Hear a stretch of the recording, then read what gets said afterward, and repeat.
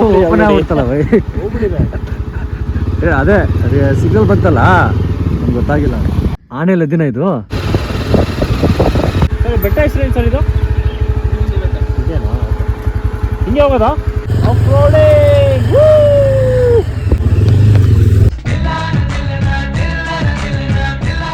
ಗುರುಗಳು ಆ್ಯಕ್ಚುಲಿ ಏನಾಗಿದೆ ಅಂದರೆ ಒಳಗಡೆ ಎಂಟ್ರಿ ಕೊಟ್ವಿ ಅಂದರೆ 2-3 ರಸ್ತೆ ಇದೆ ಇದಕ್ಕೆ.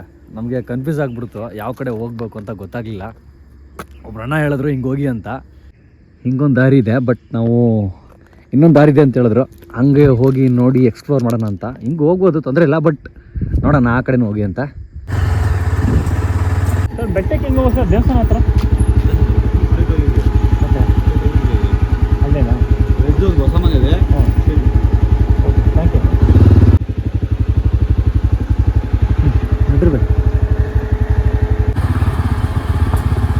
ಏನಾಗಿದೆ ಅಂದರೆ ಬೈ, ಯಾವ ಕಡೆ ಬಂದಿದ್ದೀವಿ ನೋಡಿ ನಾವು. ಆ ಕಡೆ ಹೋಗ್ಬೇಕಲ್ವಾ, ಅದು ಬೆಟ್ಟ ಅಲ್ವಾ? ಮಿಸ್ ಆಗಿ ಈ ಕಡೆ ಬಂದಿದ್ದೀವಿ.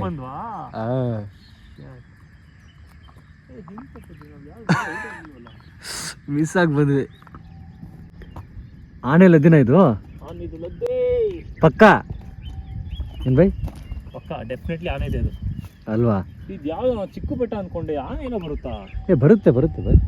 ಅಂದರೆ ನಿಮ್ಗೆ ಏನು ಗೊತ್ತಾ, ಈ ಸಾವಂತದುರ್ಗ ಇದೆಲ್ಲ ಮಾಗಡಿ, ಸಾವಂತದುರ್ಗ ಮತ್ತು ಈ ಕಡೆ ಈ ಕನಕಪುರ, ಮಲೆ ಮಹದೇಶ್ವರ ಬೆಟ್ಟ ಅದೆಲ್ಲ ಲಿಂಕ್ ಇದೆ ಅಲ್ಲ, ಅವೆಲ್ಲ ಇದೆ. ಹಿಂಗೆ ಓಡಾಡಬೇಕು ಈ ಟ್ರ್ಯಾಕಲ್ಲೇ. ಏನಿಲ್ಲ, ಏನು ಮಾಡಲ್ಲ ಪ್ರಾಣಿಗಳು. ಆ್ಯಕ್ಚುಲಿ ಮನುಷ್ಯನೇ ಡೇಂಜರು, ಪ್ರಾಣಿಗಳು ತುಂಬ ಒಳ್ಳೆವು. ನಾವು ಏನು ಮಾಡದಿದ್ರೆ ಏನೂ ಮಾಡಲ್ಲ. ಇಲ್ಲಿ ಈಗ ಅಲ್ಲೊಂದು ಆನೆ ಹೋಗ್ತಾ ಇದ್ರೆ ನಾವು ಸುಮ್ಮನೆ ನಿಂತ್ಕೋಬೇಕು ನಮ್ಮ ಪಾಡಿಗೆ. ಅದಕ್ಕೆ ಡಿಸ್ಟರ್ಬ್ ಮಾಡಬಾರ್ದು, ಅದಕ್ಕೆ ಏನು ಅದಕ್ಕೆ ಅನಿಸ್ಬಾರ್ದು ಇವನೇನೋ ಮಾಡ್ತಾವ ನನಗೆ ಅಂತ. ಸೇಫ್ ಅನ್ಸ ದೇವ್ರ ಥರ ಇರಬೇಕು. ಚೆನ್ನಾಗಿದ್ದೀರಾ? ಹಿಂಗೆ ಚೆನ್ನಾಗಿರಿ. ಏನಂದ್ರೆ ಬೈ, ಆ ಥರ ಪ್ರಾಣಿಗಳು ಕೈಲಿ ಸಿಕ್ಕರೆ ಹೇಳ್ತಾರೆ ಆನೆ ಬಂದರೆ ನಿಲ್ಬಾರ್ದು, ಹುಲಿ ಬಂದರೆ ಓಡಬಾರ್ದು ಅಂತ. ಯಾಕಂದರೆ ಹುಲಿ ಅಲ್ಲಿದೆ ಅಂದರೆ ನಾವು ಇಲ್ಲಿದ್ದೀವಿ ಅಂದರೆ ಅಲ್ಲ ಅದನ್ನು ಹುಲಿ ನೋಡಿದೆ. ಈಗ ನೋಡ್ಬಿಟ್ಟು ಏನಂದರೆ ಈಗ ಹುಲಿ ನೋಡಿದೆ, ಅಬ್ಸರ್ವ್ ಮಾಡಿದೆ, ಇದು ಅನ್ಕೊಳ್ತಿಲ್ಲ ಭಯ ಬರುತ್ತಲ್ಲ, ನಮಗೆ ಭಯ ಹುಟ್ಬಿಡುತ್ತೆ. ಈಗ ಹೋಗ್ಬೇಕಪ್ಪ, ಓಡಬೇಕು ಅಂತ ನಮ್ಮ ತಲೆಯಲ್ಲಿ ಥಾಟ್ ಬಂದು ಹಿಂಗೆ ಟರ್ನ್ ಆಗೋ ಅಷ್ಟರಲ್ಲಿ ಎಗರು ಬಂದ್ಬಿಡುತ್ತೆ. ಅದು ಹುಲಿ. ಹಂಗೆ ಗುರುಗಳು ಏನಾಯ್ತು ಅಂದರೆ ಸಮಸ್ಯೆ, ಫಸ್ಟ್ ಅಲ್ಲೂ ಹೋದ್ವಿ, ಆ ಕಡೆ ಇನ್ನೊಂದು ದಾರಿಗೆ ಮಿಸ್ ಆಗಿ, ಅಂದರೆ ಆ ಕಡೆ ಹೋಗ್ಬೋದಾಗಿತ್ತು, ಬಟ್ ಈ ಕಡೆ ಅಂತ ಹೇಳಿದ್ರು ಚೆನ್ನಾಗಿರುತ್ತಂತ. ಆ ಕಡೆ ಶಾರ್ಟ್ ಕಟ್ ನಾವು ಹೋಗಿದ್ದು ಫಸ್ಟ್ ಪ್ಲೇಸ್. ಅದಕ್ಕೆ ಇನ್ನೊಂದು ಕಡೆ ಬಂದ್ವಿ, ಮಿಸ್ ಆಗಿ ನೋಡಿ ಈ ಕಡೆ ಬಂದಿದ್ದೀವಿ. ಆ್ಯಕ್ಚುಲಿ ಬೆಟ್ಟ ಇರೋದು ಅಲ್ಲಿದೆ, ಬೆಟ್ಟ ಅಲ್ಲಿಗೆ ಹೋಗ್ಬೇಕು. ಹೋಗೋಣ ಬಾ ಎಲ್ಲ ವಾಪಸ್ಸು. ರೈಟ್. ಇದನ್ನ ಹಂದಿಗುಂಡಿ ಅಂತ ಏನಕ್ಕೆ ಕರೀತಾರೆ ಸರ್? ಹಂದಿಗುಂಡಿ ಅಂತಕ್ಕಂಥ ರಾಕ್ಷಸರ ಹೆಸರದು. ಹಾಂ, ಅದನ್ನ ಒಬ್ಬ ಸನ್ಯಾಸಿ ಸಂಹಾರ ಮಾಡೋದ್ರಿಂದ ಅದಕ್ಕೆ ಹಂದಿಗುಂದಿ ಬೆಟ್ಟ ಅಂತ ಹೆಸರು ಬಂದಿದೆ. ಓ ಹೌದವ್ರೆ, ಅಂದರೆ ಹಂದಿಗುಂಡಿ ಅಂತ ರಾಕ್ಷಸನ ಹೆಸರು ಅದು. ಆ ರಾಕ್ಷಸನ ಒಬ್ರು ಸಂಹಾರ ಮಾಡೋದಕ್ಕೆ ಅದಕ್ಕೆ ಹಂದಿಗುಂದಿ ಬೆಟ್ಟ ಅಂತ ಹೆಸರು ಬಂದಿದೆ. ಹೌದವ್ರೆ. 912 ಅಡಿ ಎತ್ತರ ಇದೆ ಇದು. ಹಾಂ. ಕೆಲವು ವರ್ಷಗಳ ಹಿಂದೆ ಇದನ್ನ ಬುದ್ಧನ ವಿಗ್ರಹ ಮಾಡ್ಬೇಕಂತ ಪ್ರಸ್ತಾಪ ಇತ್ತು. ಬೆಟ್ಟನೇ ಬುದ್ಧನ ವಿಗ್ರಹ ಮಾಡಬೇಕು ಅಂತ ಪ್ರಸ್ತಾಪ ಇತ್ತು. ಅದಕ್ಕೆ ಕಾರಣಾಂತರ ಮಾಡೋಕ್ಕಾಗಿಲ್ಲ. ಹಲವಾರು ಪ್ರವಾಸಿಗರು ಬೆಂಗಳೂರು, ಮೈಸೂರು, ತುಮಕೂರು ಈ ಕಡೆಯಿಂದ ಬಂದು ವಾರಾಂತ್ಯದಲ್ಲಿ ವೀಕೆಂಡ್ ಬಂದು ಇಲ್ಲಿ ಕಳೀತಾರೆ.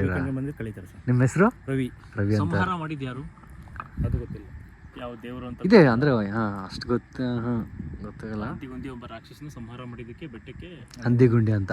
ಮತ್ತು ಯಾರೋ ಒಬ್ಬರು ಕಾಮಿಡಿಯಾಗಿ ಹೇಳ್ತಿರ್ತಾರೆ, ಏನೋ ಹಂದಿ ಬಂತಂತೆ, ಗುಂಡಿಗೆ ಬಿತ್ತಂತೆ, ಅದೆಲ್ಲ ಸುಮ್ಮನೆ ಅಲ್ವಾ? ಯಾವುದೋ ಒಂದು ನನಗೆ ಯೂಟ್ಯೂಬ್ ಬ್ಲಾಗ್ ನೋಡಿದೆ ಬಾಯ್. ಅದೇನು ಸ್ಟೋರಿ ಇದು? ಮೇಲೆ ಮೊಸರು ಏನೋ ಚೆಲ್ಲಿ ಮಾರ್ಕ್ ಇದೆ ಅಂತಲ್ಲ, ಅದು ಇನ್ನೊಬ್ರು ಯಾರು ಸ್ಥಳೀಯರು ಹೇಳಿದ್ರು, ಕೇಳ್ತಾ ಇದ್ದೀನಿ. ಬೆಟ್ಟದ ಮೇಲೆ ಮೊಸರು ಚೆಲ್ಲಿದ್ರಂತೆ ಕೆಂಪೇಗೌಡ ಅವ್ರ ವೈಫು ಅಂತೇಳಿ ಹೇಳ್ತಾ ಇದ್ರು. ಅದೆಲ್ಲ ಗೊತ್ತಿಲ್ಲ ನಮಗೆ. ಇಲ್ಲ ಇನ್ನೊಂದು ಏನಾಗುತ್ತೆ ಗೊತ್ತಾ, ಒಂದು ಜಾಗದಲ್ಲಿ ಏನಂದರೆ ಪುರಾಣಗಳು ತುಂಬ ಇರುತ್ತೆ ಬಾಯ್. ಈಗ ನಾನು ಕೇದಾರನಾಥಕ್ಕೆ ಹೋದ್ರೆ ಇವ್ರೆ ಅಲ್ಲಿ ಕತೆಗಳು ಒಂದೊಂದು ಥರ ಹೇಳ್ತಾರೆ. ಒಂದೊಂದು ಕಡೆ ಒಂದೊಂದು, ಅಂದರೆ ಪುರಾಣ ಕತೆಗಳು ಹಿಂಗೆ ಅಂತಿರಲ್ಲ, ಸುಮಾರು ಇರುತ್ತೆ. ಅವತಾರಗಳು ಹೆಂಗೆ ದೇವ್ರದ್ದು ಹಾಗೆ ಜನಪದ ಇರುತ್ತೆ, ಒಂದಿಷ್ಟು ಪುರಾಣ ಇರುತ್ತೆ, ಇತಿಹಾಸ ಇರುತ್ತೆ. ಅದೇ ಯಾವುದಾದ್ರು ನಮ್ಗೆ ಗೊತ್ತಿರುತ್ತೋ ಅದನ್ನು ಹೇಳ್ಕೊಂಡು ಹೋಗೋದು ಅಷ್ಟೇ. ಓಕೆ, ಥ್ಯಾಂಕ್ ಯು ಬಸ್. ಯಾಕಂದರೆ ಅಷ್ಟು ಗೊತ್ತಿರಲಿಲ್ಲ ನಮಗೆ. ಇಲ್ಲಾಂದರೆ ಮಿನಿಮಮ್ ಬೇಕಲ್ಲ, ಬೇಸಿಕ್ಕಾಗಿ ಹುಡುಕಿದ್ರೂ ಸಿಗಲಿಲ್ಲ. ಗುರುಗಳೇ ನಮಸ್ತೆ. ಆ್ಯಕ್ಚುಲಿ ಆ ಕಡೆ ಹೋಗಿದ್ವಲ್ಲ ನಾವು, ವಾಪಸ್ ಬಂದ್ಬಿಟ್ಟು ಈಗ ನೋಡಿ ಅದೇ ಊರು, ಅಲ್ಲೆಲ್ಲ ಮನೆಗಳು ಕಾಣ್ತಾ ಇದೆಯಲ್ಲ, ಅಲ್ಲೊಂದು ಚಿಕ್ಕದಾದ ದೇವಸ್ಥಾನ ಕಾಣ್ತಾ ಇದೆ. ಆ ದೇವಸ್ಥಾನದಿಂದ ಹಿಂಗೆ ಮುಂದೆ ಬಂದು ನಾವು ಹಿಂಗೆ ಮುಂದೆ ಹೋಗ್ಬಿಟ್ಟಿದ್ವಿ ಆ್ಯಕ್ಚುಲಿ. ಅದು ಫಾರೆಸ್ಟ್ ಏರಿಯಾ, ಹಂಗಾಗಿ ಅಲ್ಲಿ ಹೋಗಂಗಿಲ್ಲ ಅಂದ್ರೂ ಆ ಕಡೆ ಹೋಗೋಕ್ಕಾಗಲ್ಲ. ಅದಕ್ಕೆ ಇಲ್ಲೇ ಗಾಡಿ ಪಾರ್ಕ್ ಮಾಡಿದ್ವಿ. ಇಲ್ಲಿ ಗಾಡಿ ಪಾರ್ಕ್ ಮಾಡಿದ್ವಿ. ಈಗ ಹಿಂಗೆ ನಡ್ಕೊಂಡು ಹೋಗ್ಬೇಕು.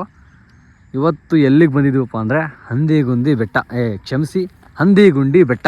ಈ ಹಂದಿಗುಂಡಿ ಬೆಟ್ಟ ಚಾರಣ ಮಾಡ್ತಾಯಿದ್ದೀವಿ. ಬನ್ನಿ, ಆ ಚಾರಣದಲ್ಲಿ ನೀವು ಜೊತೆಯಾಗಿ.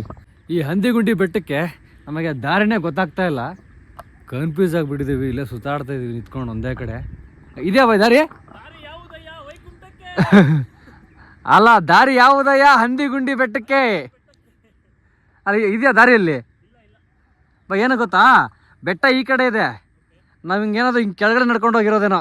ಈ ದಾಟನ ಇದನ್ನ, ಈ ಹಳ್ಳ ಥರ ಇದೆಯಲ್ಲ ಕೆಳಗಡೆ, ದಾಟ್ಕೊಂಡು ಆ ಕಡೆ ಹೋಗೋಣ. ಆ್ಯಕ್ಚುಲಿ ಟ್ರೈಲ್ ಇದೆ, ಕಾಲು ದಾರಿ. ಸ್ವಲ್ಪ ಕನ್ಫ್ಯೂಸ್ ಆಯ್ತು ನಮಗೆ. ಹಿಂಗೆ ಹೋಗ್ಬೇಕೀಗ ಮೇಲೆ.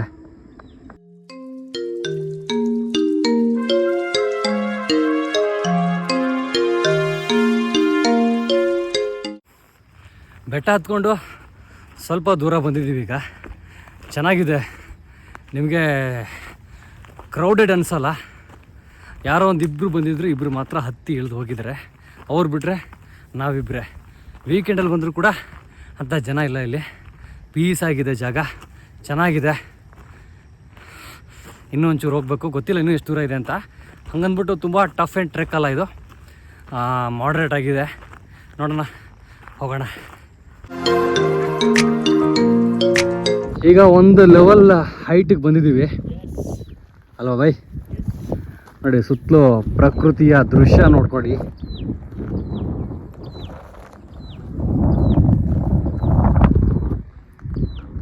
ಈಗ ಇಲ್ಲಿಂದ ಮತ್ತೆ ಮುಂದೆ ಹೋಗ್ತಾ ಇದ್ದೀವಿ, ಮೇಲೆ ಹೋಗ್ಬೇಕು. ಅಲ್ಲಿ ಎದುರುಗಡೆ ಕಾಣ್ತಾ ಇರೋದ ಟಾಪು. ಆ ಟಾಪು ಒಂಥರ ಈ ಎತ್ತಿನ ಭುಜ ಇದೆಯಲ್ಲ, ಆ ಥರ ಕಾಣುತ್ತೆ ಅಲ್ವಾ? ನೀವೇನಾದ್ರು ಏನು ಬೈ? ಇದು ಕರು ಭುಜನಾ?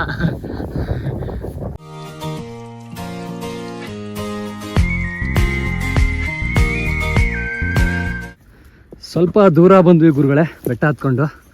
ನೋಡಿ, ಇಲ್ಲಿ ಸ್ವಲ್ಪ ಟೆರೆನ್ ಚೇಂಜ್ ಆಗುತ್ತೆ, ಈ ಥರ ಸಿಗುತ್ತೆ ನಿಮಗೆ. ಗುರುಗಳೇ ಹತ್ಕೊಂಡು ಬಂದ್ವಿ ಬೆಟ್ಟನ. ಇದೇ ಟಾಪು, ಆಲ್ಮೋಸ್ಟ್ ಟಾಪಲ್ಲೇ ಇದ್ದೀವಿ ನೋಡಿ. ಅಲ್ಲ ಬೈ? ಏನು ಟಫ್ ಅನ್ಸಲ್ಲ, ಮಾಡ್ರೇಟ್ ಆಗಿದೆ ಟ್ರೆಕ್ಕು, ಆರಾಮಾಗಿ ಬರ್ಬೋದು. ಟಾಪಲ್ಲಿ ಇದ್ದೀವಿ. ನಿಮಗೆ ಟಾಪ್ ವ್ಯೂಗಳನ್ನ ತೋರಿಸ್ತೀನಿ ಇಲ್ಲಿಂದ. ವ್ಯೂ ವಾಟ್ ಅ ಬ್ಯೂಟಿ ಅಂತ ಏನೋ ಹೇಳೋಕ್ಕಾಗೋದಿಲ್ಲ, ಬಟ್ ಬರ್ಬೋದು, ಮಜಾ ಮಾಡ್ಬೋದು. ಅಂತ ಟಫ್ ಅಲ್ಲ, ಹಣ್ಣು ಗುಮ್ಮುತ್ತಾ ಇದೆ ಗಾಳಿ. ಅಷ್ಟು ದೂರ ಬಂದು ಶೆಕೆ ಮಾಡ್ಕೊಂಡು ಬಂದಿರೋದಕ್ಕೂ ಚೆನ್ನಾಗಿದೆ, ಪೀಸ್ ಆಗಿದೆ, ತುಂಬ ಕಡಿಮೆ ಜನ, ಅದ್ಭುತವಾಗಿದೆ. Moderate trek. ಯಾರಾದರೂ ಫಸ್ಟ್ ಟೈಮ್ ಟ್ರೆಕ್ ಮಾಡ್ತಾಯಿದ್ದೀನಿ, ನನಗೆ ತುಂಬ ಬೆಟ್ಟಗಳನ್ನು ಅಂದರೆ ತುಂಬ ಕಷ್ಟದ ಬೆಟ್ಟ ಹತ್ತಕ್ಕಾಗಲ್ಲ ಅನ್ನೋರು ಆರಾಮಾಗಿ ಬರ್ಬೋದು. ಇನ್ನೊಂದು, ನೀವು 360 ಡಿಗ್ರಿ ನೋಡಿದ್ರು, ಅಂದರೆ ಸುತ್ತಲೂ ನೋಡಿದ್ರು ನಿಮಗೆ ಬೆಟ್ಟಗಳೇ ಕಾಣೋದು. ಚೆನ್ನಾಗಿದೆ. ರಾಮನಗರ ಬೆಟ್ಟಗಳು ವ್ಯೂ ಸಕಾಲಾಗಿರುತ್ತೆ, ಬಟ್ ಇದು ಹತ್ತದೇ ಮಜಾ ಅಲ್ಲ, ಹತ್ತದೇ ಮಜಾ. ಇದು ವ್ಯೂ ಅಂಥದ್ದೇನು ಇಲ್ಲ, ಬಟ್ ಹತ್ತದ ಮಜಾ ಸಕಾಲಾಗಿದೆ, ಮಜಾ ಮಾಡ್ಬೋದು. ಸುತ್ತಲೂ ನೋಡಿದ್ರು ಬೆಟ್ಟಗಳೇ ಕಾಣುತ್ತೆ. ಹಂಗೆ ಇಲ್ಲಿ ನೋಡಿ ಎದುರುಗಡೆ ರಾಮನಗರ ಸಿಟಿ ಕಾಣುತ್ತೆ ನೋಡಿ. ಏನು ಬಿಲ್ಡಿಂಗ್ ಕಾಣುತ್ತಲ್ಲ, ಕಾಂಕ್ರೀಟ್ ಕಾಡು, ಅದೆಲ್ಲ ರಾಮನಗರ ಸಿಟಿ. ಅದು ಬಿಟ್ಟರೆ ಸುತ್ತಲೂ ಎಲ್ಲ ಕಡೆ ನೋಡಿದ್ರು ಬೆಟ್ಟಗಳು. ರಾಮನಗರ ಸಿಟಿನ ವೈಟ್ ಸಿಟಿನ ವೈಟ್ ಬಿಲ್ಡಿಂಗ್ಗಳು ಇದ್ದಾವೆ. ಅದೇ ಬೈ, ಕಾಂಕ್ರೀಟ್ ಕಾಡು ಅಲ್ವಾ? ಕಾಂಕ್ರೀಟ್ ಕಾಡು ಕರೆಕ್ಟ್. ಇದು ಜಿಲ್ಲೆ ಒಂದು ರೇಂಜ್ಗೆ ಓಕೆ. ಇನ್ನು ಬೆಂಗಳೂರು ನೀವು ನೋಡ್ಬಿಟ್ರೆ ಬೆಟ್ಟದಿಂದ ಅದು ಕಾಂಕ್ರೀಟ್ ಕಾಡೆ. ಇಲ್ಲಿ ಮೇಲೆ ಒಂದು ಲಿಂಗ ಇಟ್ಟಿದ್ದಾರೆ, ಚಿಕ್ಕದಾಗಿ ಕೊರೆದು ಲಿಂಗ ಇಟ್ಟಿದ್ದಾರೆ. ಅಲ್ಲ, ನಾವು ಹಿಂಗೆ ಮಾಡ್ಬೋದು. ಓಂ ನಮಃ ಶಿವಾಯ, ಓಂ ನಮಃ ಶಿವಾಯ.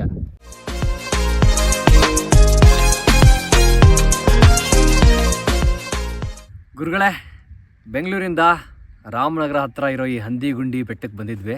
ಅಂದರೆ ಬೆಂಗಳೂರಿಂದ ಸುಮಾರು ಒಂದು 45 ಕಿಲೋಮೀಟ್ರ್ ಆಗುತ್ತೆ. ರಾಮನಗರ ಸಿಟಿಯಿಂದ ಭಾಳ ಹತ್ರ, ಬಸವನಪುರ ಅಂತ ಒಂದು ಇದು ಹಳ್ಳಿ, ಆ ಹಳ್ಳೀಲಿ ಬರುತ್ತೆ ಈ ಹಂದಿಗುಂಡಿ ಬೆಟ್ಟ. ಚೆನ್ನಾಗಿದೆ, ತುಂಬ ಪೀಸ್ ಆಗಿದೆ. ಮತ್ತು ನಿಮಗೆ ಈ ಎತ್ತಿನ ಭುಜ ನೋಡಿರ್ತೀರಲ್ಲ, ಚಿಕ್ಕಮಗಳೂರು ಹತ್ರ ಇದೆಯಲ್ಲ, ನೀವು ಹತ್ತಬೇಕಾದ್ರೆ ಒಂದು ಮಟ್ಟಕ್ಕೆ ಮೇಲೆ ಬಂದಾಗ ಆ ಫೀಲಲ್ಲಿ ಕಾಣುತ್ತೆ ಇದು. ಫುಲ್ ಎಲ್ಲ ನಿಮಗೆ ಬೆಟ್ಟ ಫುಲ್ ಕಲ್ಲಿಂದ ಆವೃತವಾಗಿದೆ, ಚೆನ್ನಾಗಿದೆ. ಪೀಸಾಗಿ ಒಂದು ಸಾರಿ ಬಂದು ಹೋಗೋಕ್ಕೆ ಚೆನ್ನಾಗಿದೆ. ನಾವು ಬಂದ ತಕ್ಷಣ ನಮಗೆ ದಾರಿ ಕನ್ಫ್ಯೂಸ್ ಆಗ್ಬಿಡ್ತು. ಅಂದರೆ ನೀವೇನಾದರೂ ಗೂಗಲ್ ಮ್ಯಾಪ್ ನೋಡ್ಕೊಂಬಂದರೆ ಸ್ವಲ್ಪ ಕನ್ಫ್ಯೂಸ್ ಆಗೇ ಆಗುತ್ತೆ. ನಾವು ಫಸ್ಟ್ ಬೇರೆ ಕಡೆ ಬಂದ್ವಿ, ಅಲ್ಲಿ ಹೋಗ್ಬೋದು, ಬಟ್ ಅದು ನಿಜವಾದ ಆ ಕಡೆಯಿಂದ ತುಂಬ ಜನ ಹೋಗಲ್ಲ, ಅದು ತುಂಬ ಕನ್ಫ್ಯೂಸ್ ಆಗಿಬಿಡುತ್ತೆ, ಅದು ಊರ ಥರ ಅನಿಸಲ್ಲ. ಬೇರೆ ಕಡೆ ಬಂದ್ವಿ. ಇನ್ನೊಂದು ಕಡೆ ಆಮೇಲೆ ಆ್ಯಕ್ಚುಲಿ ಬಸವನಪುರ ಆ ಕಡೆಯಿಂದ ಬಂದರೆ ನೀವು ನೀಟಾಗಿ ಗಾಡಿ ಪಾರ್ಕಿಂಗ್ ಮಾಡಿ ಬರ್ಬೋದು. ಬಸವನಪುರ ಆ ಊರ ಕಡೆಯಿಂದ ಬರಬೇಕಾಗತ್ತೆ. ಮ್ಯಾಪ್ ಸ್ವಲ್ಪ ಕನ್ಫ್ಯೂಸ್ ಆಗುತ್ತೆ ನಿಮಗೆ ಆ್ಯಕ್ಚುಲಿ. ಖಂಡಿತ ಈ ಹಂದಿಗುಂಡಿ ಬೆಟ್ಟಕ್ಕೆ ಬನ್ನಿ, ಬಟ್ ಬಂದ್ಬಿಟ್ಟು ಪ್ರಕೃತಿ ಜೊತೆಗೆ ಸಮಯ ಕಳೀರಿ. ಬಟ್ ಪ್ರಕೃತಿಗೆ ನಿಮ್ಮ ಪದಾರ್ಥಗಳನ್ನ ಕೊಡೋಕ್ಕೋಗ್ಬೇಡಿ, ಗಲೀಜು ಮಾಡೋಕ್ಕೋಗ್ಬೇಡಿ. ಪ್ರಕೃತಿಯಿಂದ ಏನು ಸಿಗುತ್ತೋ ಒಂದು ನೆಮ್ಮದಿ, ಸಂತೋಷ, ಆ ತಾಳ್ಮೆ, ಆ ಒಂದು ಸೊಬಗು, ಅದನ್ನು ತೊಗೊಂಡೋಗಿ. ದೇಶ ಸುತ್ತಿ ಕೋಶ ಓದಿ ಅಂತ ಹೇಳ್ತಾ ಮತ್ತೆ ಸಿಗುವ.